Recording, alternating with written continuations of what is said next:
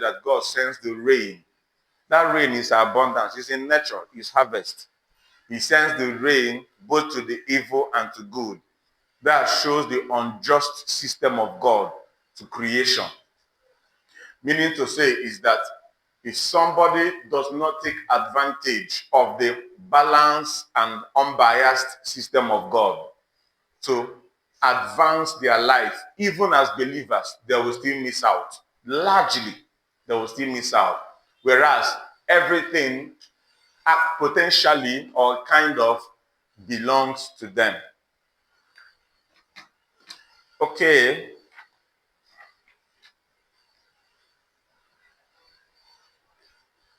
Genesis chapter 8, verse 22 captures a statement. And it says, as this earth remains, it says seed time and harvest. The reality is that as long as the earth remains or endures, seed time and harvest and all of those things, they remains. They must always stay. So it means that anytime somebody sows, something comes on the other side of it, which is called harvest. There is nothing, there is no, that's why even unbelievers, if an unbeliever plants and the believer does not plant, just believing that God will do the miracle. God does miracle, don't get me wrong. But miracle exists only when man's helplessness insists. Miracles exist only when man's helplessness is. Hey guys, I'm so excited. Please, I would like you to subscribe on this channel. It will help us to constantly bring messages to you that will benefit you. Also, I will also ask that you share to somebody who it might benefit. At the same time, like this video. If you have any comment you want to create, so we can always talk what will benefit your life, please do well to drop the comment in your heart on the comment section. We will do well to reply and respond according to what you are seeking for. God bless you. They cannot make certain advancements, they cannot do certain things, and then the person have done all he could. That's when miracle. I can even tell you that a shoot from the ground of a seed springing forth is a function of miracle. Because Jesus rising from the grave is also a function of miracle, but he had to die. He said he has the right to give his life and to take it back. So if he does not give it, there's nothing God will shoot out. That tells us something very glaring. That again and again, harvest is a miracle, but operates under the wings of certain principles, certain codes. When they were in desert, in the wilderness, the Israelites, as long as they were in the wilderness, God ensures that he provides food for them. But the moment they crossed River Jordan, food ceased. Meaning to say, Oga, go and plow on the ground. You are going to get what you seek. Because I have put my miracle in the system of the universe. But your activity determines if you will ever experience it or keep dreaming about it. And we that are church people, sometimes we lack a lot of certain information, even in these regards. We lack it plenty. But God is helping us, amen? So we can be able to step into our harvest as we should. Remember that I told you that this teaching is a prophetic insight. The Lord was showing me something, and I know that it is a season for somebody. So 1 Corinthians chapter 3, verse 6, 7, and 8.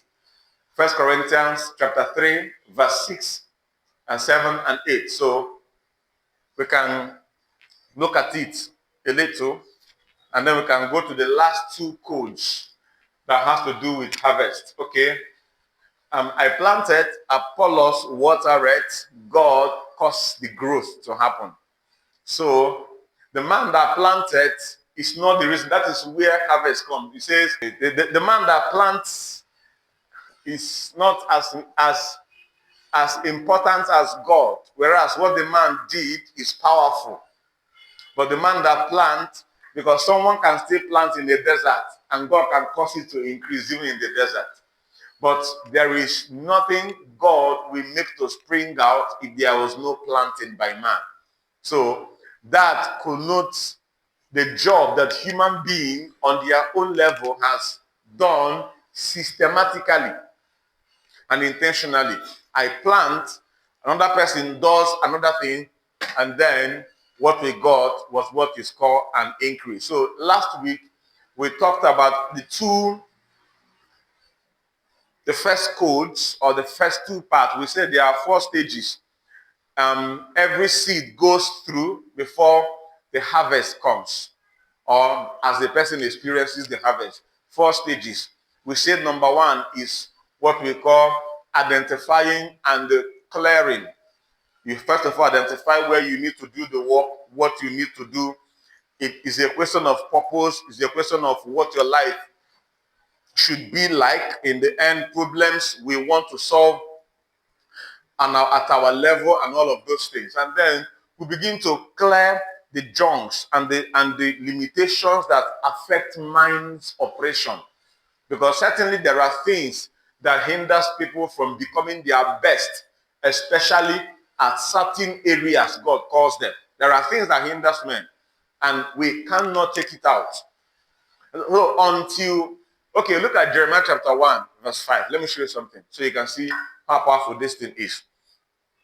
Anytime somebody does not do the necessary work the person is supposed to do, the manifold insight of God will not be made revealed. The depth of God to a man can constantly be denied if the man does not understand the demands of that destiny. So your destiny and my destiny can result to zero if we don't understand the demands of that destiny. Every man on earth and every assignment on earth has a demand. And until we understand how to pay the needful price to get there, it will be a problem. At verse 5, God called Jeremiah and told him, I'm going to make you a great man, you're a prophet to the nation, and yada, yada, yada, yada. He said, oh, I'm a small boy, I don't know what to say. God tell him, shut up. When I call you, I know how to help you. Even if you have limitations in talking, I know how to help every limitation. That was the gist of from chapter 5, from verse 5, rather, down all the way. So, but at verse 17, look at what he told him. Verse 17, the same chapter 1, verse 17. He told him something very critical because he knows that until this principle is put into place, things will go wrong. Look at what he said. He said, get ready. Some King James will say, prepare thyself. So this guy will not be able to fulfill his destiny of being a prophet. It simply means that there are people he was going to confront. Because the Lord told him, say everything I call you to say. Don't say you a small boy, you cannot talk them. As I tell you to say precisely what I ask you to say. And it takes energy of the inner man to be able to confront a man who has power to jail you. And of course, if you know what this guy went through in that season, you understand. But it takes preparedness to overcome the pressure. That preparedness happens in the mind. Because as a man thinks, that is how the man is. So number 2, we mentioned last week, we talked about plowing and then planting. So you break the ground, make sure that you do the needful thing, and then you plant. And today, we're going to go to the last 2 phases of that. So, help me with Galatians chapter 6, if you can, verse 7 and 8, and probably 9. So, there are 2 last things I want to share with us briefly. Galatians chapter 6, verse 7 and 8. It says, do not be deceived, for God is not mocked. The harvest of a man is the consequences of what the man has sown. A man reaps exactly what he or she has sown. So, a man may not reap where he has sown, but that's why somebody can do something now and escapes what he's done or she's done. But somewhere in the future, the thing catches up with the person. If the person persists, because a plant planted here, there's no guarantee that a plant I plant here will yield result except I do the needful. So a plant can be uprooted from the ground and the result is supposed to yield doesn't still come. Meaning to say that if somebody persists on a negative pattern for a long time, there is no prophecy about that. Just leave it. It's as good as done. Abraham Lincoln said if you want to predict your future, you have to create it. Creating has to do with what you constantly think and do. So if somebody constantly thinks in a particular pattern and by the result of the thinking do things in a certain pattern, the person will consistently reap what he's thinking and acting on. Because it's the thought pattern, it's the action. Whatever a man sows, and he went to verse 9 and says, verse 9 says, do not get weary while doing good. Because in the due season, we are going to reap.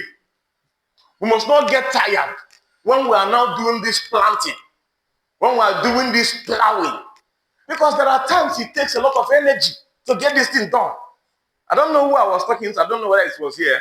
And I said, the amount of energy it takes for a car or for a plane to get off the station to overcome stationary motion. You know what I mean by stationary motion? A car that is not moving. It's just at a position, at a spot. The amount of energy it takes to overcome that position to start running on a track is much more compared to the energy it takes it to keep running on the track. Because at that time, it's gathering all the forces together. So there are times too in our life, if we're going to get a better harvest, it takes us every energy. It takes us every resources to be able to get off the track. So look at what this scripture says. His divine power has given. He didn't say will give. He didn't say is giving. He said has given. It's a past tense. Now, I'm saying this thing to establish the fact of harvest and how harvest works. Can you see how we receive these things God has given us? Can we see how the thing comes? How does it come? Through knowledge. All these things God has given us comes through a channel. In other words, every man's grace over certain thing is multiplied by the knowledge he has gained over that same thing. Let me say one more time. The measure of grace means ease. Let me use that word. Ease. Stressless accomplishment. Unmerited favor, as some people would call it. The amount of grace you would enjoy in life is directly proportional to the amount of knowledge of God you have known in that area. You know, the Bible says that my people are destroyed for the lack of knowledge. In other words, when people are deficient of what they're supposed to know, they are invariably unofficially denying themselves or saying that I am not qualified to enjoy the best of God. I mean, this thing is so critical that's why as a Christian, we can't be ignorant. As a Christian, we can't be lazy. As a Christian, we can't do things haphazardly. We can't. We have to be the best at what we do. See it a man who is skillful. These are kinds of seeds, kinds of activities that people do before they get the harvest. These are kinds of it. Because these are denial of this thing are what denies or refusal or not being able to apply this principle. They are the reason why many believers don't get as much as they can. Bring it in marriage, bring it in life, in ministry, it's the same principle. So the third thing I want to say with respect to harvest, let me just leave every other thing. You've gotten the idea now. Whatever you plant, that's what you say. You get the idea now. You know, knowledge is a seed. Knowledge is a seed. So if you don't sow, those who do know their God, knowledge, those who do know their God, they shall be strong. So knowledge is a kind of a food that strengthens people. So the size of a strength somebody is able to operate on part-time is a reflection of the strength in the person at that time. Now, these things are strong. It affects business. It affects everything. Whether you're a politician, whether you're a pastor, or you're a parent, it's a principle. Let me show you one more thing before we get to this gist. The last two things I want to show you. I won't take much time. In a short time, I'm going to end because it's not in plenty of words. It's in few ones. If you get it, it's okay. So now look at what happened to this guy. Genesis chapter 18, verse 18. Abraham will surely, this is God making a verdict over a man. Now look at the idea of God for making such a verdict to this guy. So please, don't just think God is a merciful God. Let me be honest with you. He is. But part of the mercy system of God is, let me say, to deny you certain things you are crying because he knows that thing given to you will destroy you. That's part of the mercy system of God. There are things people are asking God to do for them. God in his mind, in his infinite wisdom is saying, this person doesn't qualify. This person, not because he doesn't want you to get it, because the Bible has said already, he has given us all things. So he doesn't want to deny us. But when he weighs you, and out of his compassionate nature, he knows that getting this thing in 5 years' time, there will be a serious downturn in this guy's life, in this girl's life. So in his infinite wisdom, he denies that. Like I told you, my small of blessed memory said that the Lord told him. Now that's a 50% truth, but a lot of wisdom is there. He said that the Lord told him that some people who are trusting God for marriage, why God has not granted it is that they are not ready to get into a home. If they step into a home the way they are wrecking that home. Because if God give you a good man or a good woman, but you are not mature enough to manage the person, even the person's best intent will be misunderstood. And the person will habitually sabotage what God has done, yet God has done it. Now the 50% part of that is that sometimes people out of certain level of demand or whatever can even get there. But that same thing they have gotten will already determine their failure. You know, Korah was selected among the Levites to become a priest. But because of their immaturity, they became rebellious to the point that even his family was going to hell alive. Hell opened for the first and last time it ever happened in history. Hell opened. Korah and his family entered hell and the land closed. Highest level of miracle. And yet these guys, God could not remove EG from their brain with all these things. So there are times, if we don't get ready for things, we are digging our grave by our own hand. But let's find what happened to Abraham as a great guy. Look at what God's perception view to Abraham. So let's conclude that. Go on. The pretext said, before this test, the pretext said, Abraham will be a mighty man. Abraham will be future tense. But God had known why this guy can because of the capacity he has built over time. So God can see your, let me not say God. God already sees everything. But God knows your future based on how you are handling now. So the way you handle now is already telling you, not God, you. That's how your future will look like. The way you take responsibility over matter, the way you invest in yourself now is already telling God ahead of time, to you, not to God actually, to you, that you are not qualified for the future. Because the person doesn't have the capacity to marry the future if he comes. Which eventually comes. Yeah, last week I told you that the first best time to plant an Iroko tree, there are only two best times, 20 years ago. Second best time is now, because it won't be long, 20 years will become today. So the Lord knows people and promote people based on how they do things now. How did God promote David? Based on the harvest of being a king was sealed in the realm of the spirit based on how he was taking care of few sheep. So it doesn't matter how small or big something is in your hand now. is a determinant factor. It's a check signed about your future, how you handle it. Few sheep, that's what the brother told him. How do I know it was a few? The brother told him, go and take care of those your rickety few sheep that you have. What are you doing? And so the brother know that this guy was handling few sheep. People were having better sheep than David at that time. But David's destiny was sealed based on how he could give his life. So other people, if your lion come to pick their sheep, they will say, we have many. I can't risk my life. Lion can't eat sometimes.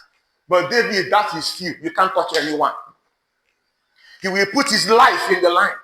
This is what happens to us in everything we do per day. How we throw our life to things of God, to things of life, is a sign ticket to how your tomorrow will look like. So I can help you now. Ask yourself, how do I throw in my life to the things of God? If God is to pay me according to how I sacrifice him, how I pilot my life now. If nature, with God, if nature, universe is to reward me, reward you, according to how you labor in the now, how much will you pay? Some people will be in debt. They will have to borrow money to pay people, to pay nature, because they have been messing things up with the way they were doing things. This is why people never enter their harvest in life. And they think it's God. It's not God. They are the ones sabotaging their future. It's not God. So God has seen the greatness of Abraham, and he gave us the reason. The word for is a connotation of because. So if I say this man will travel to America next year because, listening to that because is much more important than the America is traveling. The because gives us the purpose behind the man traveling. You have to pay better attention there. And there are a lot of people that the because to their harvest is a mess. The because, they don't have any good because why they should get there. I was sharing with Pastor Nate, we're just talking on something this morning. And I said that, I was telling her and I said, Saul entered his harvest season immature. The Lord told him that when you were little in your eyes, so there was a time you were dependent on me. But when you grew in your eyes, not knowing that you are still small, that was when the guy lost the king. So he never matured actually in God's term. That's why David, every time you will see him run back to God. Every time. So what King Saul would have sustained that throne for beyond, at least Jonathan would have got it. He would have been able to successfully transfer it to Jonathan. How do I know even this? Because he broke the heart of God when King Saul did what he did. God did not expect it from him. Let me use that word. God was hugely disappointed that this guy would disobey my precise instruction. Hugely. He didn't expect it. He broke his heart. And that was how he lost the children. Majority of them died just in one day. All of them, including him, all of them died. So whilst he was on the seat, he has lost the seat in the realm of the spirit. So you secure your future, your tomorrow, your harvest, not based on when the tomorrow comes. It's based on what you are doing now. So the now is your because of your tomorrow. Put it in your book if you are writing. Now, what you are doing now is the because of your tomorrow. So how you handle your now spells a great deal about how your tomorrow will ever going to turn out. So if you're going to make it in God's time, you better be wise about it. I know Abraham. He's going to be a mighty man. And he gave us the reason, please. For I have chosen him. God said, I know him. In other words, Abraham has been tried. Abraham has been tested. For God, can God say he knows you? Can God confidently tell somebody? Let me bring a very practical instance so that if it will pay you, you're going to pay them. Some people, you're going to sweet them, Abby. So let me give you a practical instance. Okay, before I give you the instance, let me tell you this. I don't know how true it was, but I have the story. and it's inspiring enough for me. So I feel like using it at this moment. There was a girl, this girl had issue with her leg. She was limping. She was not very fit. But she was a very faithful girl, very faithful sister. So every morning at a particular time, she goes to her church. What she does in the church was to clean all the seats before anybody comes to church. That's what she does with her limitation. There was a video I tweeted on YouTube. I think that was a couple of 2 days ago. I don't know if you have seen that video. Please take my steps seriously nowadays. Take whatever I do nowadays serious. If you're going to grow, because now things are now happening online. So everything will not be happening on the Sunday like this. I will encourage you to do that. So it was about a guy that was even and go to YouTube and find out. So I don't want to talk about that. Let me stay on the girl. This girl was disabled with all the challenges. So she would come to church early enough with her limitations, and then she would clean the church. A guy abroad, the guy stays in abroad. And now, look at how harvest works. So I want you to see the dynamics. So when the guy was about to get married, he was asking God, because the guy is a good brother, sincere, doesn't want to marry a woman. He wants to have peace in his house. And he told God, please help me and direct me to a woman I would marry. The Lord directed him to his home church in Nigeria and told him, go to the church. At this particular time, you will see a sister. That sister, that person you will see there, that's your wife. And the guy traveled back, obeyed the specific instruction of God, went to the church, saw the sister. Without looking at her deformity, her inability, she told the sister, the Lord told me to come here and I will meet you. And finally, I've come here and I've met you. So you are the wife I've been looking for. That's how a girl that is disabled married a wealthy Christian brother.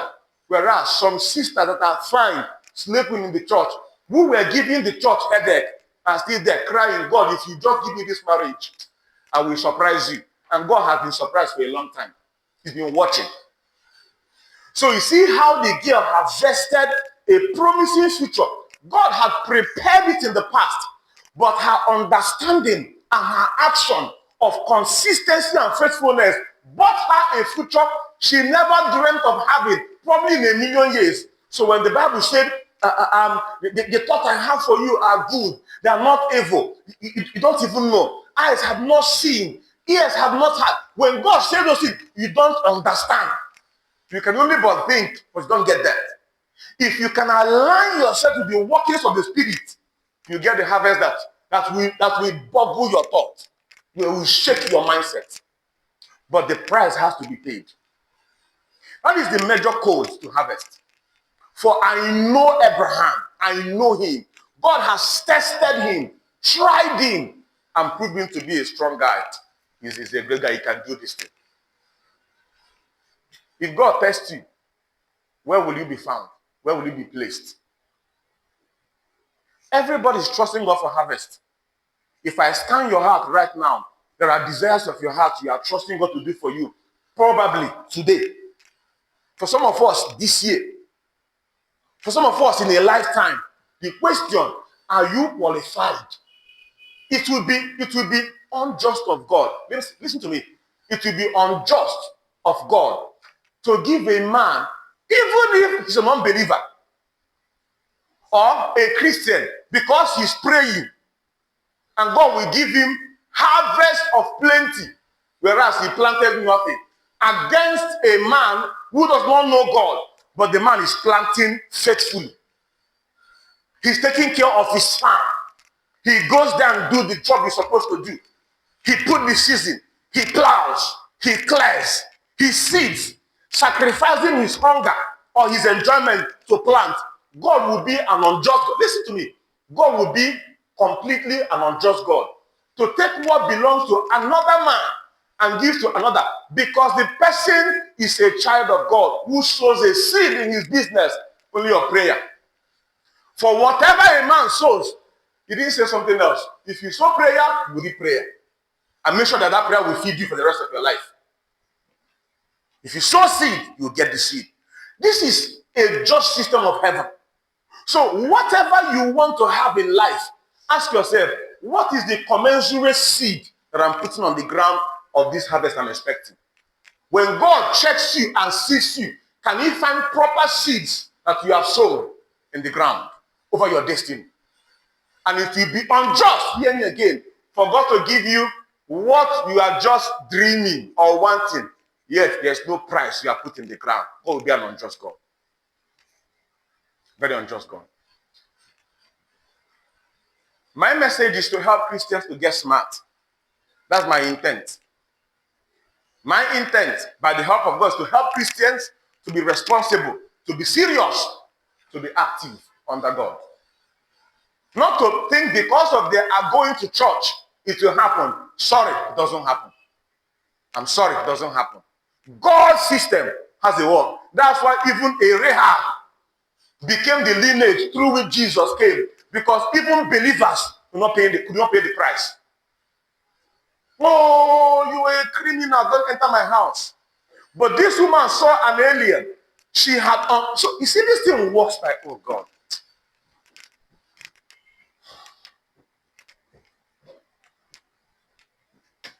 A harlot.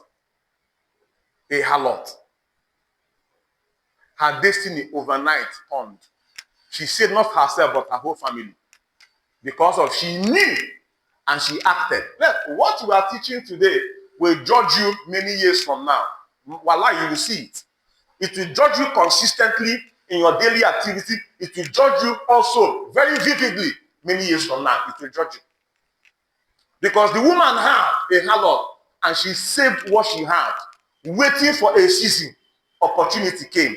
Because if you prepare for anything, I guarantee you, the opportunity in this life will show up. I can guarantee you.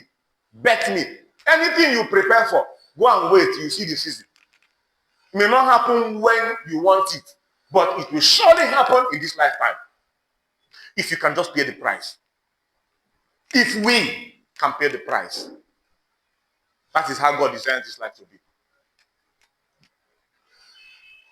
A harlot secured her family simply because she had and she saved, waiting. When these guys came, she told them, I have had, we have had. So she wasn't the only person who had the information. People, in fact, she might even be the last person to hear it. But the point is that now she had, other people had. But her heart was positioned to save them if any opportunity comes. Other people's heart might be positioned to fight if any opportunity comes. And she saved those guys. And the salvation she offered to those guys saved her and made her a lineage through which the Messiah came. You can imagine that preposterous, doesn't make sense. But finally it happened. You can't change it. That's how we can look down on somebody who we see on the street, who we think this guy is a loafer and a loser. But the guy might be secretly going to one pastor. Sir, I don't know. I'm struggling to be a Christian.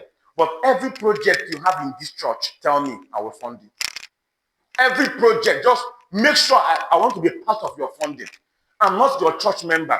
I don't even go to church, but I want to fund it. Just tell me. If you can tell me, I will do my best. And the guy begins to fund. Somewhere along the line, something just changes. And somebody will be there watching. But this guy doesn't go to church now. How come God did this and did that? But if you know what the guy does in the secret, you won't even do it for your lifetime. We hear about this guy called Dangote.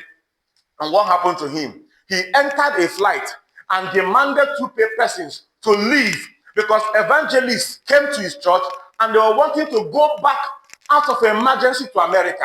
And I told them, I'm a pastor. I am Idahosa. Please, can 2 persons sacrifice their flight, enter the next one, and have evangelists, ministers traveling back now. It's an emergency.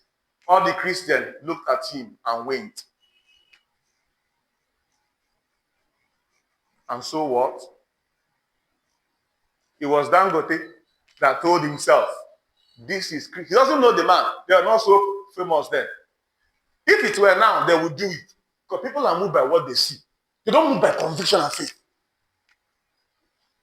When you plant a seed in the ground, You don't know what is happening in that ground, but you have to give it time. It's called the principle of patience. That's number 3, patience. Before I get there. So when the guy got there, he told the assistant, come please, this is a Christian man. Though we are not Christians, but he's like our own pastor in Islam.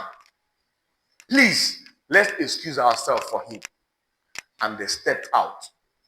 And the man looked at him and told him that you will go round the whole world. Your network will touch the whole world. Whatever you do will hit the world.